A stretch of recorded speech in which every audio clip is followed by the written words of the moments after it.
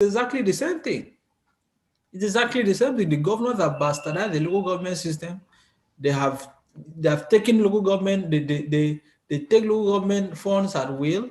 They appoint caretaker committees, even when courts have given judgment that those committees are unconstitutional. They keep appointing these local caretaker committees for local governments. There is little or no accountability at that level, whereas that is supposed to be the closest tier of government to the people. So that frustration on the part of the citizens may partly explain, what we witnessed in Lagos over the weekend. Interesting points, and thank you, Nibehe, for highlighting these challenges by the electorate. However, would you say, because there are a number of things, especially these issues that you mentioned about how candidates emerge at party level, Valentine said something during Freshly Pressed, which was that if we don't participate at this level, we cannot complain of the candidate. And even at that point, when you still don't go out to vote, it's you voting for the wrong candidate. How can we solve this issue? Because we cannot, as a people, can we continue to say that, oh, none of my candidates is there, they were handpicked, it's a godfather, and then we all stay at home and choose to make election day like a holiday? Is this enough reason? And if it isn't, what is the way forward? What solution do we have to this particular challenge? I do agree that citizens must take interest in the electoral process. Citizens should vote, people should turn out and participate in the process. But the process itself is exclusionary. The process itself has little allowance for inclusion. It is not participatory. So if we are going to resolve the question of voter apathy, we must look at the fundamentals. How are members of the state electoral commissions appointed? Who are the members of the state electoral commissions? What qualified them to hold those positions? Were they appointed on the basis of their allegiance to godfathers or on the basis of their eligibility? So that has to be resolved. Again, there must also be democratization of the primary election process within political parties. At the end of the day, if political parties are not willing, remain on totally, disinterested in a sanitized electoral system, you cannot blame the voters at the end of the day, because the process of emergence of candidates of political parties also contributes to voter apathy. So there has to be there has to be a system where people can pass through the primary election process without having to depend on Godfather or one Godfather, or the anointing of some political figure like we have in Lagos. I do not think that is how to run a democracy, because what is going on? Local government system should be a system where anybody within the local government, tier that has met the constitutional requirement or the legal requirement of the law should be able to come out and test his popularity with the people. But that doesn't really happen. In the recent of it, we do not really have local government elections, because when the candidates of the so-called leading parties have already been anointed, have already been imposed without a democratic primary election process, you cannot suddenly have a magical, you know, outcome at the main election. So there has to be a democratic and reform primary election process within political parties. Again, we must also pay attention to the issue of electoral violence and, of course, the corruption that we witness during elections. The situation where people are induced to vote has to stop. That is why I totally endorse the establishment of an electoral offenses commission, because this culture of impunity in our elections has also contributed largely to the problem. People just believe they can do whatever they want, and they'll get away with it. There is absolutely no consequence. In Lagos, for example, those videos we have seen on social media of people engaging in electoral brigandage, in electoral malpractice, are they going to be arrested? Are they going to be prosecuted? Will the police, for example, be interested in knowing who sponsored them, at whose instance they acted? Those are the issues. These are the issues that has to be addressed. For you to say people should have confidence in the system, you must understand why they don't have confidence in the system and attend to them. So I believe that we need to have a system where people are punished for acts that are inimical to the integrity of the electoral process. I also believe that we have to look at really whether the way the so-called state INECs are functioning and the state electoral independent electoral commissions is really the best for the country, because these state electoral umpires have basically become, political institutions that governors weaponize, that governors manipulate, and use it to compensate their so-called loyalists. That is what is going on. I do not really think people have any iota of confidence in the state umpires, the state electoral commissions. So we have to find a way to checkmate the excessive powers and influence of governors over the state electoral commissions. Thank you for mentioning those things, Inibe. And I'm going to mention that first we have, and I like that you mentioned that there'll be punishment, that should be punishment, and people should be punished for offenses that are committed. We have the electoral offenses and penalties in the act that was passed in 2010 as amended.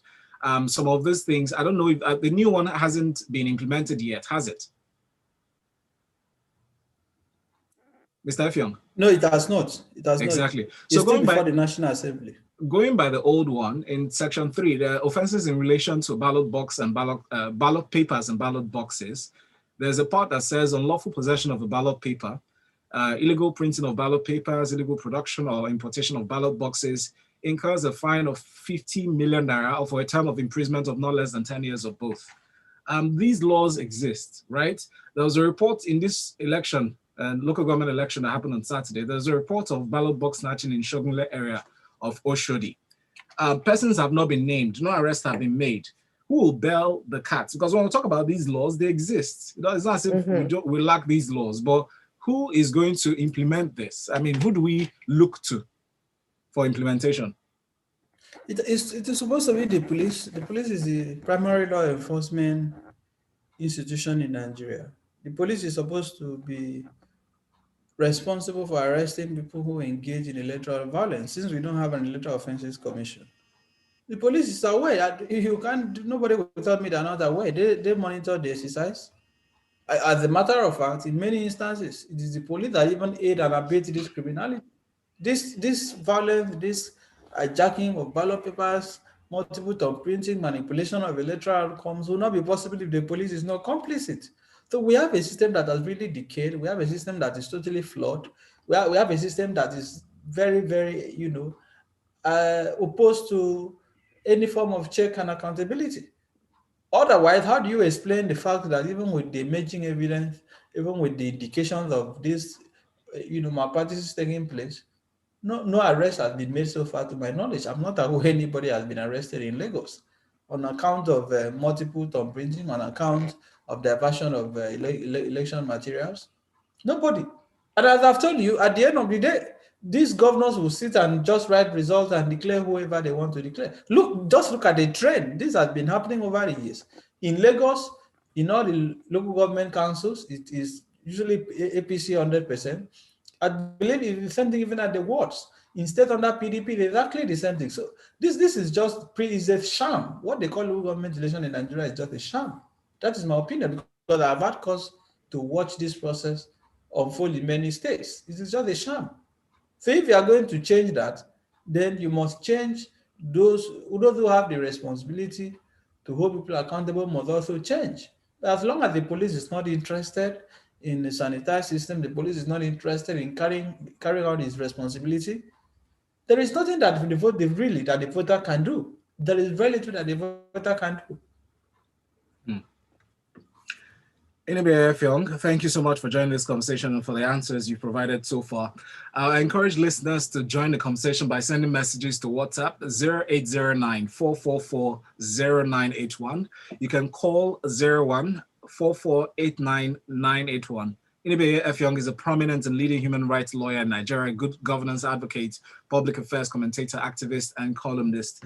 Speaking on the voter apathy experienced on Saturday ahead of the 2023 elections, let's see how we can address this. We'll be back after the short break. You're listening to Smooth Breakfast with Mairo-Ese and Valentine. And Valentine,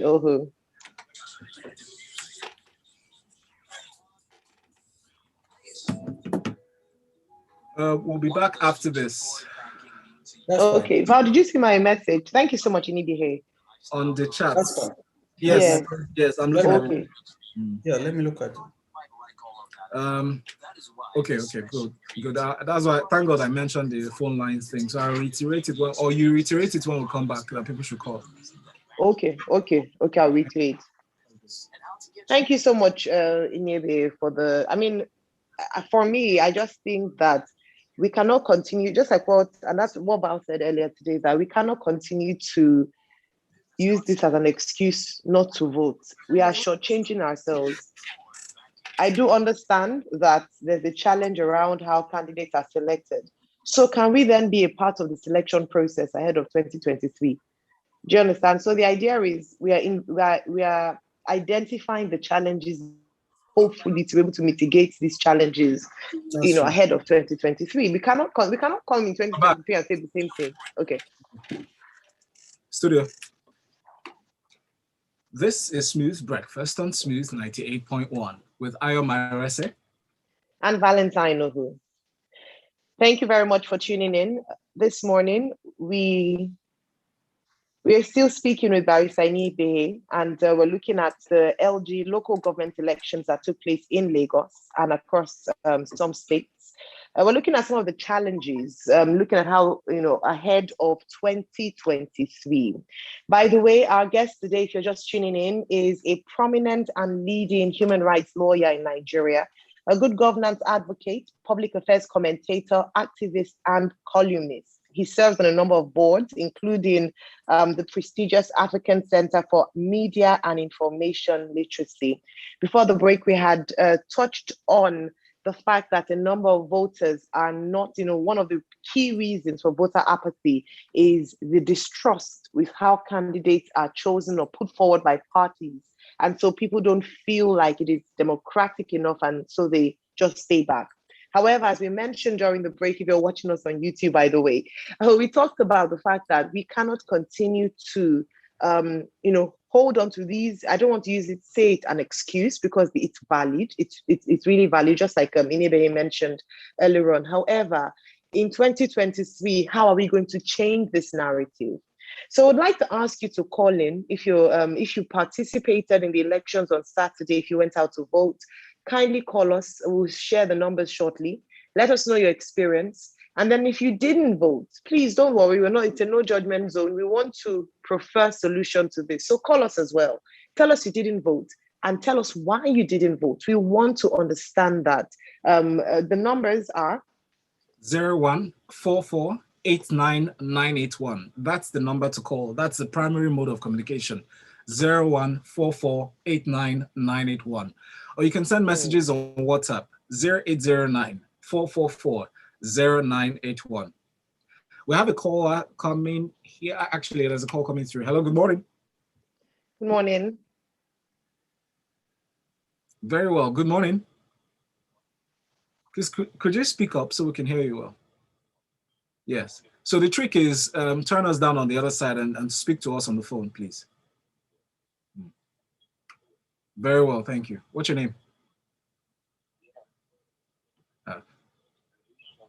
The audio is really poor. Please, could you call us back? Thank you. Good morning. Hello, good morning. Good morning. What's your name, please? Ayuba from VI. Did you go out to vote on Saturday? Why?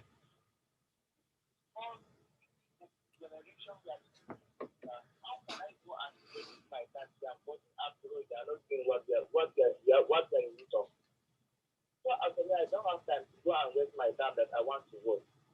That's the reason why I didn't go out. Thank you, Ayuba. So Ayuba there said Thank you, Ayuba. he did not go out to vote because he thinks it's a waste of time, and then he doesn't trust those going into power, going to be elected, to fulfill their campaign promises. Let's take more calls, and then probably you can share your thoughts on any of the calls, Mr. Nibe. Good morning. Good morning. Welcome, Saji. Where are you calling from today? All right, go ahead. Thank you. Yes, I'm grateful for the sham election. Who will ever go out? There must be an apathy. Because, take for instance, in my area, myself, particular others and others, we come out every month to tidy our surroundings, our frontage, and our roads. We sweep it every morning and we pay to pack it away. So who else is going to come out to vote for what essence is the local government or the chairman? The chairman is in our own area here. I don't know whether it does exist. So certainly it's a shambles. Then another aspect I would love attention. I shouldn't be an injury for the way we read out the issue of the all details concerning it.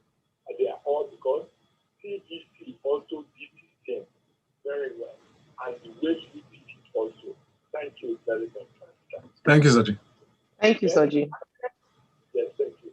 Then aspect of why is it that all the civil society organizations have not sued this government of contract? Because they came in with empowered them to come and defend us. That your issue. And people play, you can play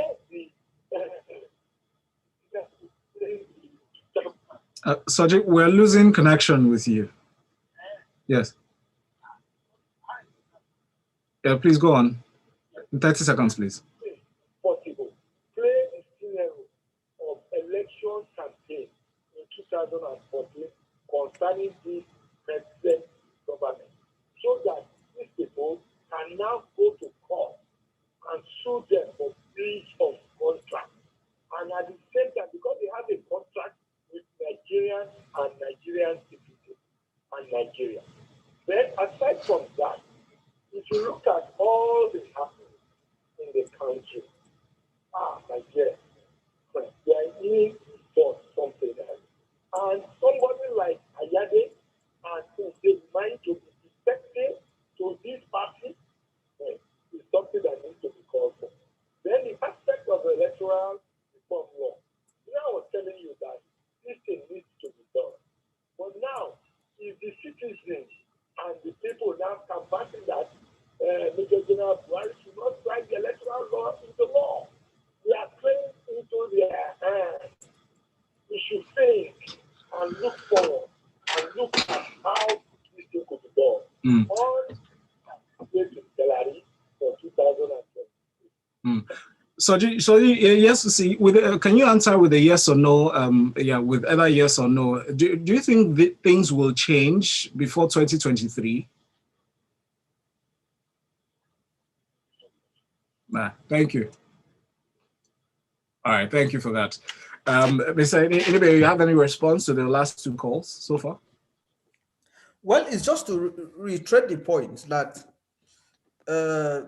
I do not believe that because of the lapses, because of the inadequacies in the system, that voters should totally alienate themselves from the process. Because ultimately, whether we participate or not, some people will emerge, in the name of representing the various wards and local governments and constituencies. So at the end of the day, if we do not show interest in the process, people will still come out and say they're representing us. That is why the voters must also take interest in the process. But I do agree that people have cogent reasons for not being passionate about elections in Nigeria, particularly at the local government level. And as I have explained, these things have been going on over the years. There seems to be no political will on the part of the leaders of this country across party lines to address the menace of electoral malpractice in the country.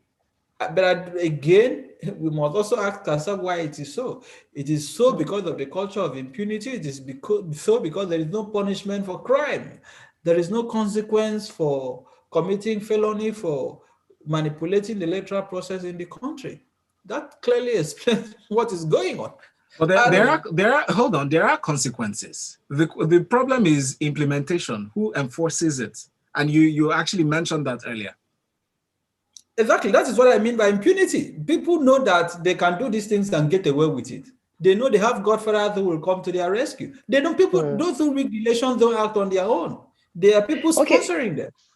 Okay, Inebe, while I do hear you and the callers loud and clear, we're still solution driven. So we have identified that we have a huge challenge with regards to candidature, trust of people. What can we do? Because, like I mentioned, we cannot continue to have this narrative. We are shooting ourselves in the foot. What can we do to change this so that people go out massively, turn out massively to vote in 2023? What would you say are some of the things that citizens now, because let's leave the parties and government for a minute, what can we as citizens do? Can we participate, more at primary level? What can we do to solve this problem?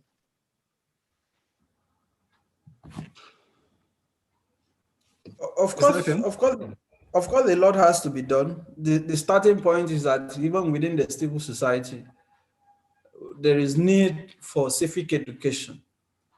Many Nigerians still do not have permanent voters' cards. People need to register to vote.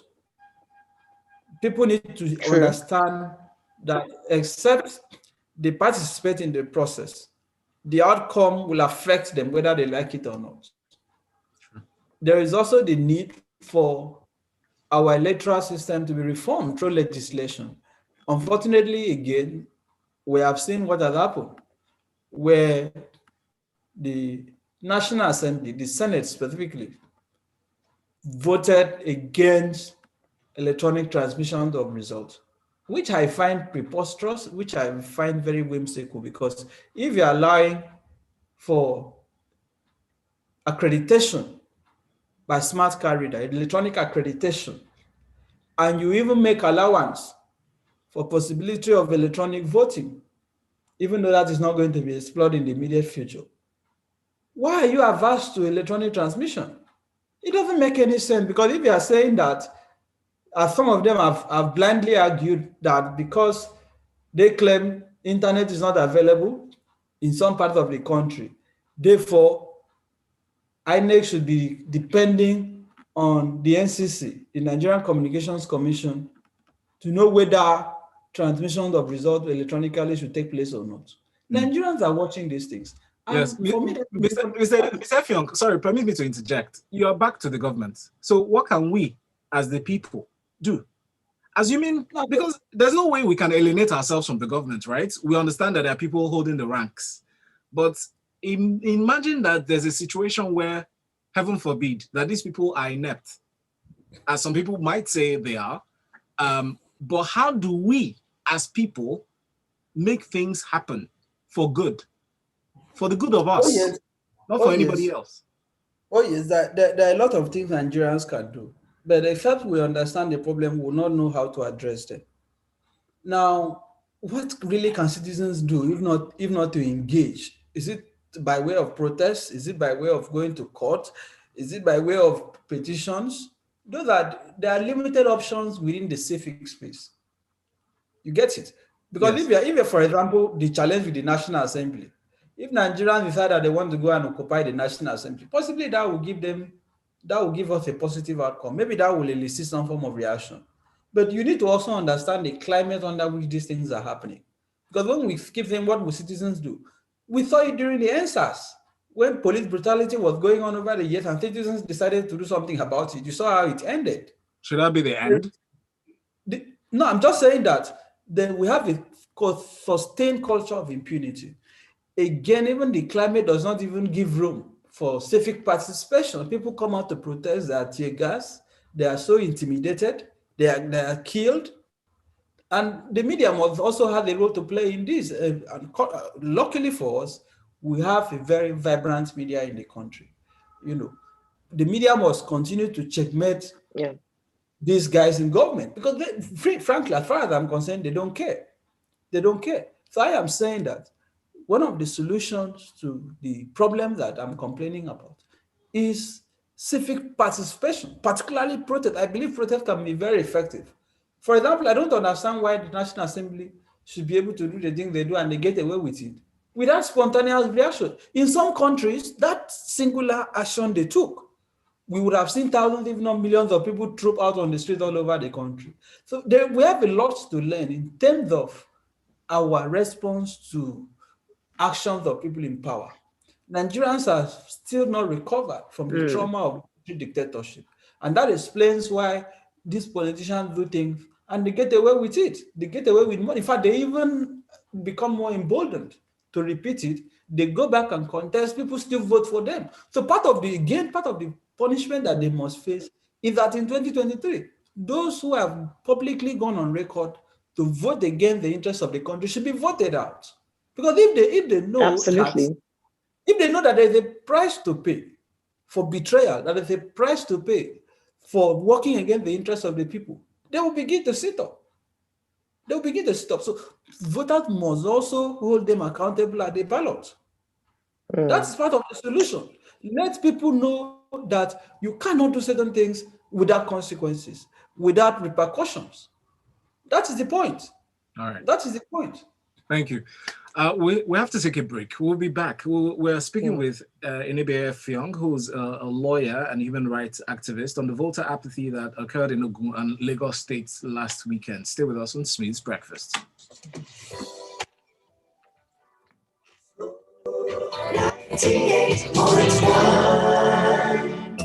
Okay, we have messages, and a few calls are coming in. Maybe we can take one call and then read the messages and wrap up. Okay, brilliant. Thank you so much, Mr. Niebe. Very grateful for your take on this. And I'm glad that we were able to look at some of the things that citizens can do, because the truth is that citizens want to do something. Everyone is not happy with the way things are, but they feel like their hands are tied because they don't have many options. Yes. So we need to broaden the minds of people to see beyond, okay, the government has done this, to now see, okay, how can we begin to what's that thing now? Self group. Yes, self-actualize, begin to go out there and do things. So what you said about going out and voting people out, some people don't even see that as a concept. Do you understand? So this is the reason why you must go out to vote. So that if you don't like the people that are in government. This is a Lagos Talks 981 presentation, special presentation. Calls go to 014489981 and messages through WhatsApp to 0809-444-0981. Our special guest is a lawyer, human rights activist, Enibe-Effiong. There are messages here. Myself, Valentine at Mairo-Ese on Smooth Breakfast. Cheta says, that's our own Cheta, our analyst. He says, Cheta here, I wasn't in town, but even if I were, I wouldn't have voted. I'm registered in Surulere local government area, but I moved out of Surulere in 2010. Since then, I've been unable to move my registration. Why should I be voting for the local government chairman in Surulere when I've not lived there for 11 years? He echoes the thoughts and complaints that we received during Freshly Pressed. People saying they had issues with changing their location. People saying that they've been having problems surrounding these things, these issues, as Cheta just mentioned. What are your thoughts on that, Mr. Effiong? Well, I do agree with that point.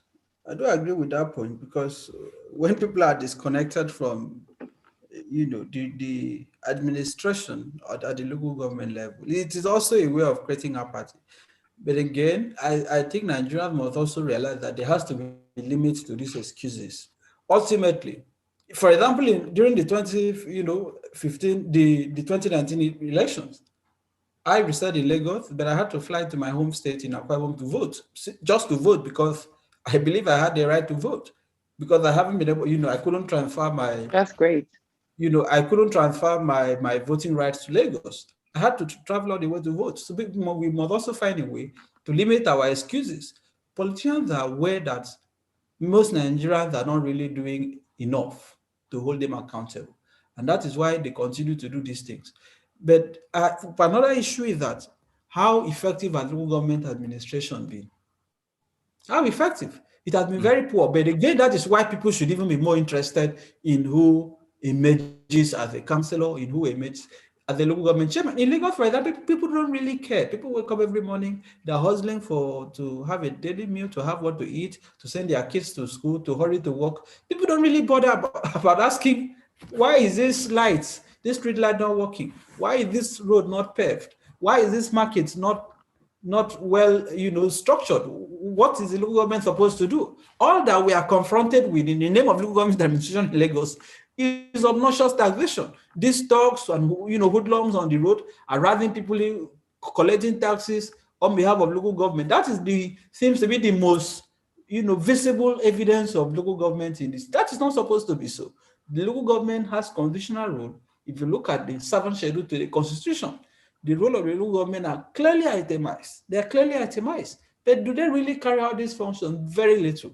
Very little effort is made. So we must also realize that local government administration is very important for the general well-being of the country. For example, if these local governments were effective, some of the things we are complaining about, we will not be complaining. For example, primary healthcare centers. Those are things that local government can intervene in. These are things that local government administration can intervene in. But how many local government council, which local government council in Lagos today can construct a standard primary healthcare center or a primary school or can even grade a road?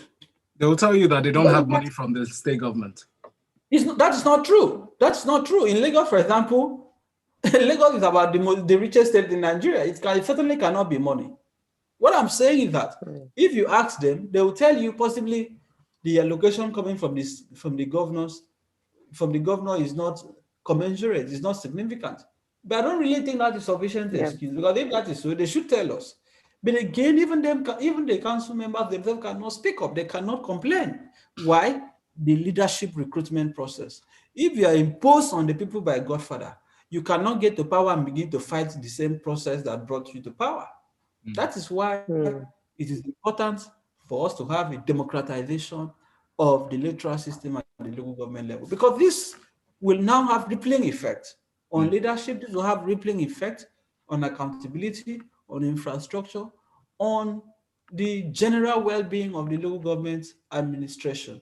These are the issues. People don't even know that local government is that there is the legislative part of it, which is the local government legislative council, constituted by the councillors, of course, headed by by